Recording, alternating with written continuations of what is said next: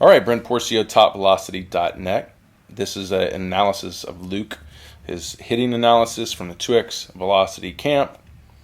We have biomechanical training at Top Velocity for position players throwing velocity and for hitting biomechanics called ground force torque hitting. That's the name of our biomechanical approach. You can learn more about that at topvelocity.net/GFT. So we're going to take him through the biomechanics of his swing. And a lot of it's going to be similar to using the kinetic chain through throwing from a position. It's going to be a little bit different than pitchers because of the stride differences and how energy is created, but very similar in how it sequences the movements up the kinetic chain. So we're going to start with something first, looking at spine plane to swing plane. We're going to see as Luke transfers weight into front foot and starts accelerating hip and trunk speeds, we're going to see that the spine plane, which is now pointing up, is going to be out of sync with the bat plane. Bat plane would be the green lines. So if I get the drawing tool out, we're going to see that the spinal plane, which is the angular movement of energy created in the spine, is going up like this, while the bat head is going down. We want those perpendicular. Ideally would be in these two here, 1 and 2, spine plane, hitting plane. We don't want it going up like this because we want the spine where the energy is driving the bat is moving in the same direction as the bat itself. And the more perpendicular we can create that, the more energy is being driven to the ball. So when we get them moving away from each other like this, then we're not efficiently transferring energy to the bat head, to the ball. So why is that happening? We're going to go back to why that's happening. You can see as Luke transfers weight, and he stays back. He doesn't shift his weight too aggressively into his front leg. He stays behind his front leg.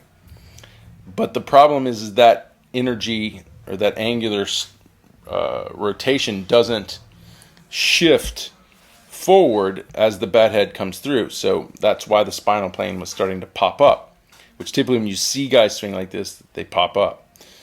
So why that is happening is when energy is then starting to transfer to the front side, there's not a lot of energy, and the hips and shoulders are very much in sync. So if we look here, this is looking at the kinematic sequencing, how each segment is sequencing.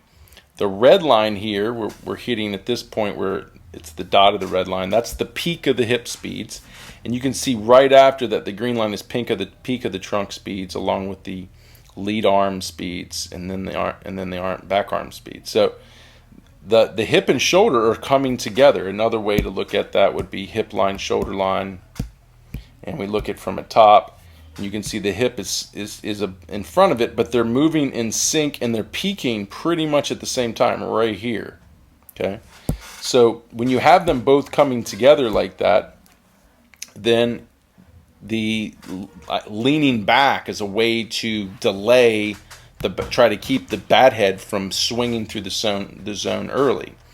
The better way is to separate the hips and shoulders, to keep the shoulders more counter-rotated from the hip would be a better approach. And so if the hips are, say, opening here, if the trunk was still closed, if I could still spin the trunk closed, it would actually tighten up and get more vertical, and it wouldn't be leaning back, causing the spine plane to pop up. And then when the trunk unloaded, it would then track the hip plane going forward. So even if we go in and show, look at the hip plane, see the hip plane is doing a lot better than the spinal plane, and because of they're syncing up and the spine is trying to stay back by leaning back as opposed to counter rotating back. So in the case of the swinging and making contact, we want to create separation more angularly in rotation than we do linear or leaning back, to keep the spinal plane moving perpendicular to the hip plane and to the bat plane at the end, to create better energy and to more effectively transfer it into the bat head. So that's a key thing, is is separating the hips and shoulders. Now, it doesn't have to be dramatic, say like a hard thrower or a pitcher, but we want that separation. So we want to see the point where right here, the hip is going off, say right now, and then the trunk, say out here, is then starting to peak later in the movement.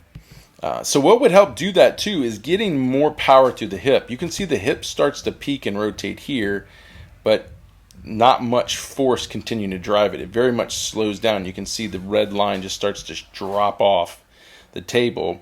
Ideally, you want those hips not stopping. You want them continuing to power around. So Luke needs to do a better job as he shifts his weight and drives his back shin down and turns his femur internal, that he gets more force from the ground through that rotational and driving movement. That'll help push more force through the hip.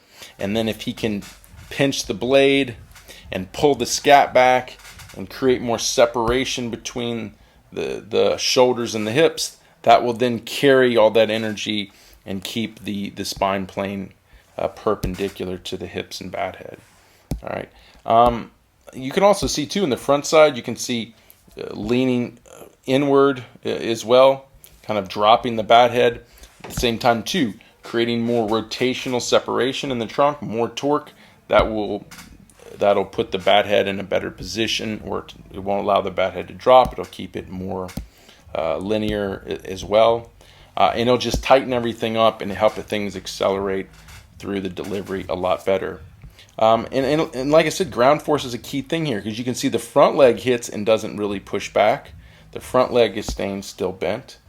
And you can see the back leg stays on the ground. It doesn't really pop up. When you see the back foot pop up off the ground in the front foot, you know there's a lot of energy being transferred forward, which would mean a lot of energy pushing through the hip. So I'm going to say a lot of the problems here with Luke is he just needs more ground force shifting forward, driving through the hip, and then just working harder to stay separated. And then all this, it tightens up, it gets more explosive, and then an exit velocity starts to go through the roof.